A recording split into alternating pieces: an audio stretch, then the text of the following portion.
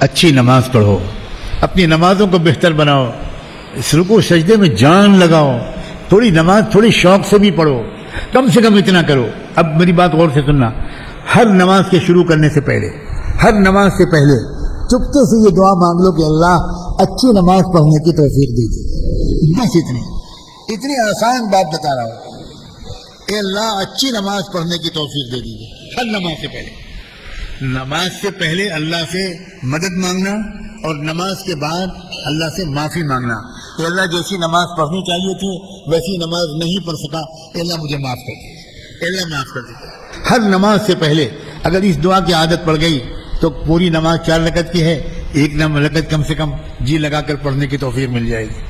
کچھ دن کے بعد 2 رکعتوں میں دل لگے گا، کچھ دن کے بعد 3 رکعتوں میں دل لگے گا، پھر کچھ دن کے بعد پوری نماز میں ادھر ادھر ذہن نہیں جائے گا انشاءاللہ۔